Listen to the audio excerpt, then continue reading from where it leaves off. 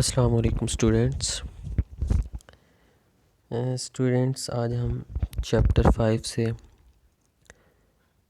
Ads वाले topic को discuss करने जा रहे हैं। इसमें जो हमारे स्मार्ट सिलेबस के मुताबिक HIV का जो लाइफ साइकिल है वो ज़्यादा इम्पॉर्टेंट है, लेकिन हम इसको एक बार रिवाइज़ कर लेंगे। वैसे आपने HIV के बारे में, एड्स के बारे में इससे पहले वाले चैप्टर के अंदर डिस्कस किया हुआ है, फर्स्ट चैप्टर के अंदर। तो एक बार ये रिवाइज़ हो जाएगा, साथ में हम इसके लाइफ साइकिल को भी एक्सप्लेन कर लेंगे। कुछ इसमें नई चीज़ें आएंगी जो आपके लिए इम्पोर्टेंट है। एड्स एक्चुअली क्या होता है? एड्स है एक्वायर्ड इम्यून डेफिशिएंसी सिंड्रोम, जो एक इंसान के अंदर इम्यूनिटी को कमज़ोर कर देता है। अब यहाँ पे कुछ स्टूडेंट्स सिंड्रोम से मीनिंग ये लेते हैं कि कोई ट्रांसजेंडर है। यहाँ पे सिंड्रोम का मतलब ये बनेगा कि इसका कॉजेटिव एजेंट एक है जो HIV है। HIV इसका कॉजेटिव एजेंट है, लेकिन ये प्रॉब्लम बहुत से क्रिएट कर रहा है। जैसे यहाँ पे लिखे हुए हैं कि सेवियर निमोनिया काज करता है, ये वेस्कुलर कैंसर काज कर रहा है, इसकी वजह से आपका जो वेट है वो लॉस हो जाता है, लिम्फ नोड जो हैं वो स्वेलन हो जाती हैं, इम्यूनिटी जो है वो क्या हो जाती है, कम हो जाती है। तो मतलब डिफरेंट इसके सिम्टम्स आ जाते हैं। कॉजेटिव एजेंट एक है, इसलिए जैसे इसको कहा जाता है कि एक्वायर्ड इम्यून डेफिशिएंसी सिंड्रोम है ये। 1980 के अंदर ये यंग मेल्स में देखा गया था, और सबसे पहले कहा जाता था कि ये शुरू में होमोसेक्सुअल जो लोग होते हैं, जो सेम सेक्सेस के लोग होते हैं, जैसे कि मेल एक ही जैसे जेंट्स, तो उनके अंदर ये सबसे पहले देखा गया। बाद में ये नॉन होमोसेक्सुअल पेशेंट में भी देखा गया। तो उस वक़्त बड़ी कन्फ्यूजन हुई कि ये किस वजह से हो रहा है। बाद में 1984 के अंदर पास्चर इंस्टीट्यूट फ्रांस में था, और इसी तरह एक नेशनल इंस्टीट्यूट ऑफ हेल्थ जो कि USA में था, वहाँ के कुछ साइंटिस्ट जिन्होंने इसको देखा, और 1986 के अंदर फिर इसको HIV का नाम दे दिया गया। मतलब इसका जो कॉजेटिव एजेंट था वो HIV था। अब HIV इन्फेक्ट कैसे करता है? ये जैसे ही ह्यूमन बॉडी में एंटर होगा, एंटर होने से डायरेक्ट ये जाएगा वाइट ब्लड सेल के पास। वाइट ब्लड सेल्स के पास मौजूद होते हैं T लिम्फोसाइट, जो हेल्पर होते हैं, जो हेल्प कर रहे होते हैं, और वहाँ पे मौजूद होता है एक रिसेप्टर जिसको बोलते हैं CD4 रिसेप्टर। वहाँ पे ये जाके अटैच होता है, और उस T लिम्फोसाइट, जो हेल्पर T लिम्फोसाइट है, उसको ये डैमेज कर देता है। फिर इसी तरह ये आपकी जो दिमाग है CNS, उसको भी डैमेज कर देता है, और ये होस्ट स्पेसिफिक है। लास्ट लेक्चर में भी हमने डिस्कस किया था कि एड्स एक रेट्रोवायरस का मेंबर है जो होस्ट स्पेसिफिक होता है, जो सिर्फ़ और सिर्फ ह्यूमंस के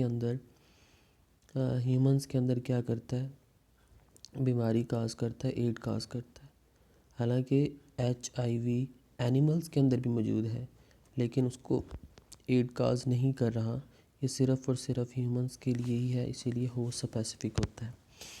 इसकी ट्रांसमिशन हम पहले भी पढ़ चुके हैं कि सेक्सुअल कांटेक्ट की वजह से होता है, ब्लड ट्रांसफ्यूजन, सीमन ट्रांसफ्यूजन की वजह से भी हो रहा है, ब्रेस्ट फीडिंग की वजह से भी होता है, कंटामिनेटेड सिरिंजेस को अगर आप इस्तेमाल करते हैं उसकी वजह से भी हो रहा है, और इसके साथ साथ अगर जो सर्जिकल इंस्ट्रूमेंट होते हैं उसको भी यूज़ करने से भी होता है।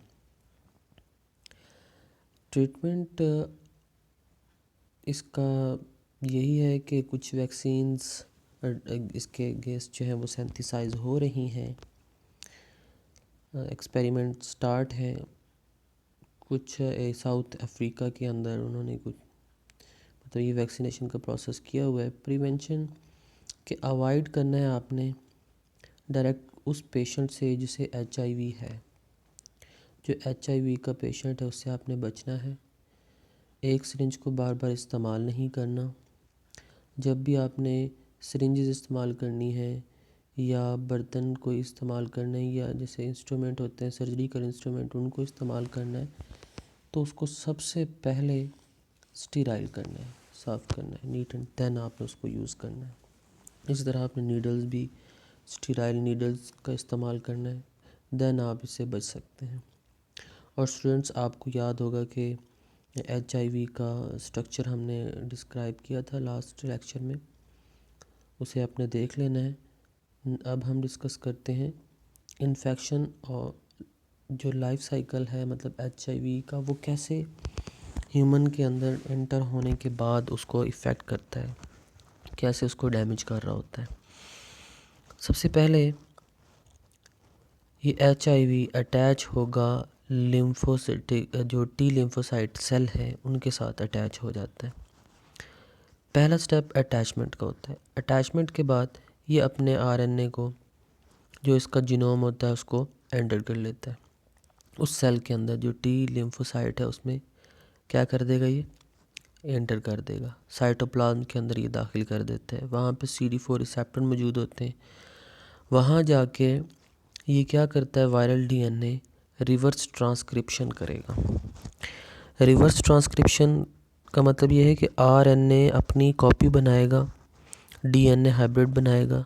जब ये DNA बन जाएगा तो जो T लिम्फोसाइट है उसके न्यूक्लियस के अंदर ये दाखिल हो जाता है। दाखिल होने के बाद जो न्यूक्लियस जो T लिम्फोसाइट का DNA है उसके साथ जाके ये मिल जाएगा और प्रोवायरस बना देगा। फिर प्रोवायरस अब दोबारा साइटोप्लाज्म के अंदर आएगा और अपनी कॉपीज़ बनाना शुरू हो जाएगा, प्रोटीन की सिंथेसिस करेगा, नए RNA बनाएगा, नए प्रोटीन बनाएगा और उसके बाद वो RNA प्रोटीन वो सारे आपस में असेंबल हो जाएंगे। असेंबल होने के बाद वो सेल से बाहर निकल जाएंगे। इस तरह HIV की बहुत सी कॉपियाँ जो हैं वो T लिम्फोसाइट से आउट होना स्टार्ट हो जाएंगी।